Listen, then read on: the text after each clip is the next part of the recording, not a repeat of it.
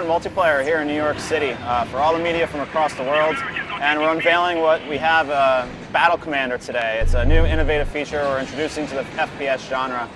One of the things that we're trying to do with Homefront is build unproven mechanics so that's palatable to a broad audience and the core gamer. So they get what they expect. At the same time, we want to introduce our new innovative features such as Battle Points and Battle Commander, which you're going to see right now. Battle Points is an in-game economy, we call a short-term compulsion loop.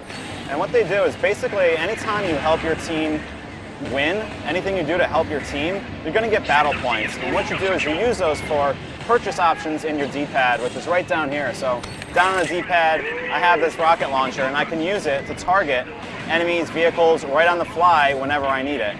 Right there in the top left, you see that icon. That means that someone has been marked as a threat. Kill target, Phoenix QA guy. So what he's doing, he was killing a lot of people. So my Battle Commander recognized that and created a priority threat for him. And what he also did is he put a bounty on his head. So everything goes back to Battle Points. He put a bounty on his head. If I took him out, I would have gotten a good amount of Battle Points. That guy right there, he just took me out and he has a skull on his head. That's now a mission for me. It goes right back to Battle Commander. So if someone on my team takes him out, they're going to get points. Battle Points to spend in their own vehicles, drones, what have you.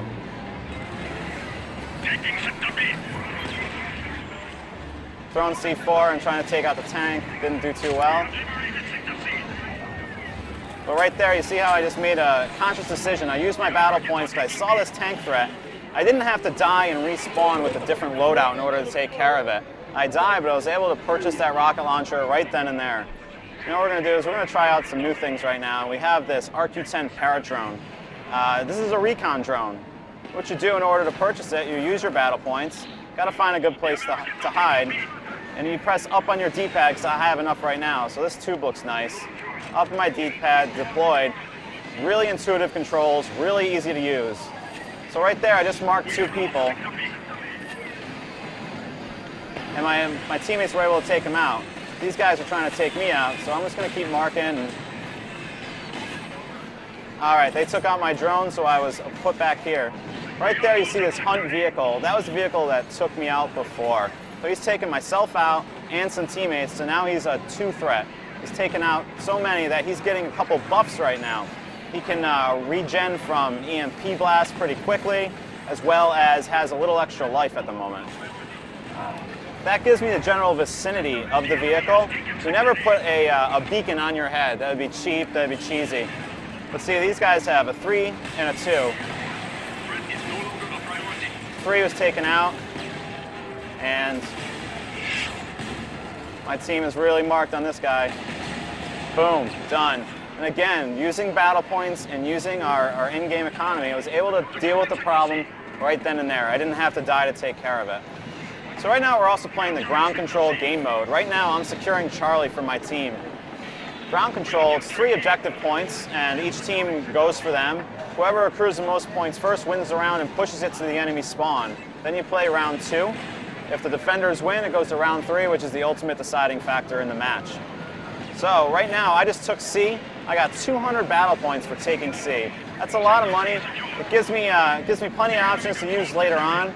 Right now I'm going to save. We have this spend or save philosophy. I want to buy something a little bit better, so I'm going to save up battle points for a few minutes. And as I just touched on, the line just moved to a new area of the map. Now it's under this causeway up here. We're going to move up and see if we can take it for our team in a deciding match. If you look at the left spot on the screen here above the mini-map, you can see KPA USA. It's 1-1 right now, so this is the deciding round. My team's taking C, so you see the green wheel wheeling up right now. I'm going to go for B because I trust that they're going to get it. I'm going to find a nice little place to hide so I don't get killed, because I'm going to call in a ground assault drone.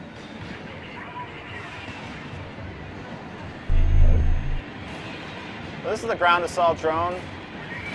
Nice machine gun fire. You can zoom in on it. Anything you really want to do. My body's safe. My teammates are going towards B now. That's why that X is on it with the B.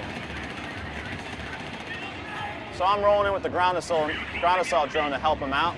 Now they're taking B, which is why that wheel is winding up right there. Enemy seems to be coming from this direction, so I'm going to cover this side.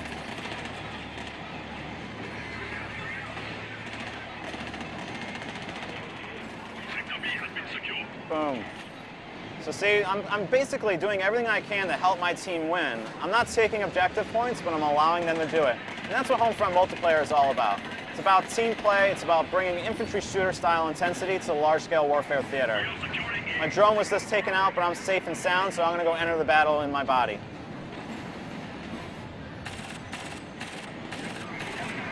Just trying to take out this recon drone from afar, but I have an SMG, not the best for long distance.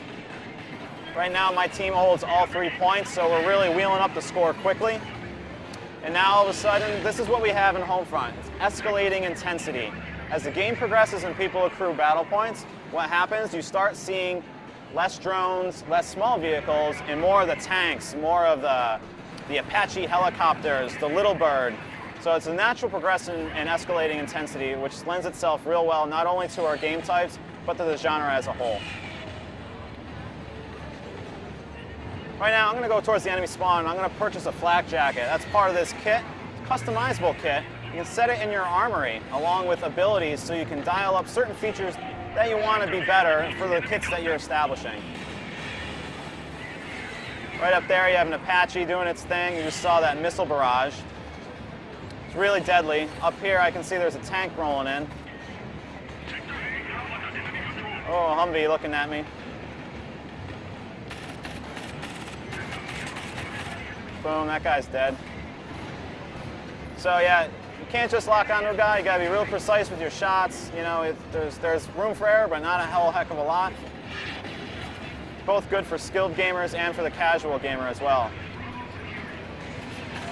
So right there, I threw the EMP grenade. Now that Humvee was immobilized, but thankfully for the Humvee, he had a teammate that called in a Hellfire airstrike and took me out.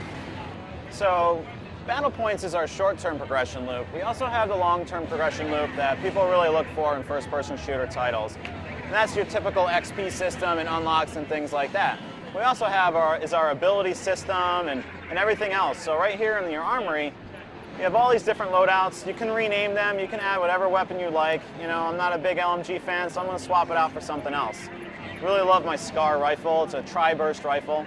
I'm going to equip that with an attachment. And I have the MK1 holo scope open. These are all scopes that you'll unlock as you progress and get kills.